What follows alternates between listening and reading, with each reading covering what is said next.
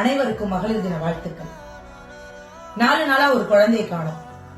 பெத்தவங்க ஊர் முழுக்க தேடிட்டாங்க. ஊர்ல இருந்தவங்களும் அவங்களோட சேர்ந்து எல்லா இடங்கள்லயும் தேடிட்டாங்க. ஒரு 4 நாட்களுக்கு பிறகு கட்டப்பட்டு ஒரு காவாய்க்குள்ள பாலியல் பலாத்காரம் செய்யப்பட்டு 9 வயது குழந்தை. அன்புமகள்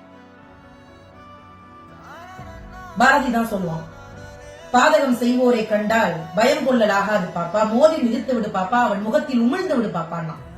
ஒருவேளை பாரதி உயிரோட இருந்தா மோதி எல்லாம் பண்ண வேணாம், நீ உமிழவும் வேணாம், தயவு செஞ்சு ஒளிஞ்சிரு பாப்பான்னு சொல்றாரு. குழந்தைகளுக்கு பாதுகாப்பே இல்லாத ஒரு தேசத்துல வாழ்ந்துகிட்டு இருக்கோம்னு நினைக்கும் போது வெக்கமா இருக்கு. உங்க காம வெறி ஒரு குழந்தைகிட்டயா போகணும்?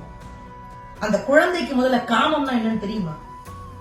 என்னன்னே தெரியாத ஒரு குழந்தைகிட்ட வெக்கமே இல்லாம ஒரு உங்களுடைய காமத்தை திணிச்சிருக்கீங்களே, இதற்கு அரசாங்கம் என்ன பதில் சொல்ல போகுது? இதற்கு சட்டம் என்ன பதில் சொல்ல போகுது? இப்படியே ஒரு புறம் ஸ்பெயின் நாட்டை சேர்ந்த சகோதரி 63 நாடுகளுக்கு இருசக்கர வாகனத்துல பயணப்பட்டவங்க நம்முடைய இந்தியாவுக்கு வரும்போது 7 பேரால கூட்டு பலாத்காரம் செய்யப்பட்டிருக்காங்க. தன்னுடைய பொருட்களை எல்லாம் கொள்ளையடிச்சிருக்காங்க.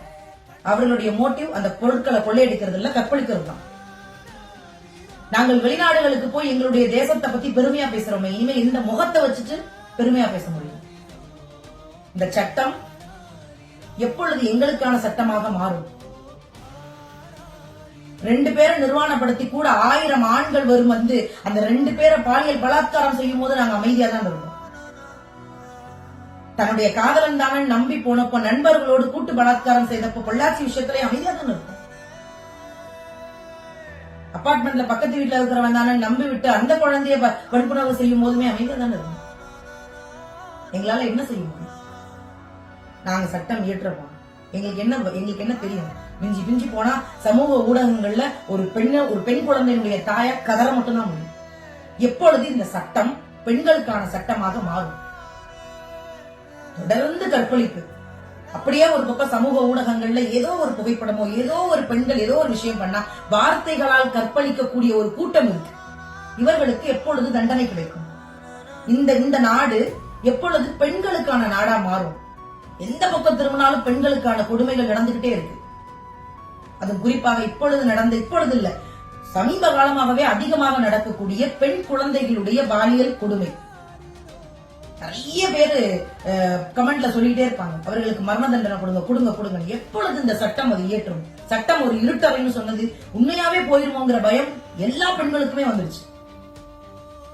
கொஞ்ச நேரத்துக்கு முன்னாடி சகோதரி அன்புமகள் அப்பா காவல்துறை நண்பர்களுடைய காலில் விழுந்து என் பெண் குழந்தைக்கு நடந்ததுக்கு தயவு செஞ்சு தண்டனை வாங்கி கொடுங்கன்னு காலில் விழுந்தது என்னுடைய அப்பா இல்ல, ஒட்டுமொத்த சமுதாயமே காலில் விழுந்துச்சு.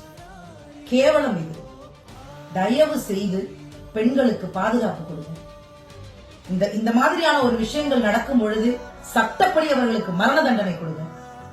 இது என்னைக்கு நிறைவேறுதோ அன்னைக்குதான் பெண்களுக்கு முழு பாதுகாப்பு முழு உரிமை கிடைக்கும் நம்புறோம். மகளிர் தின வாழ்த்துக்கள்.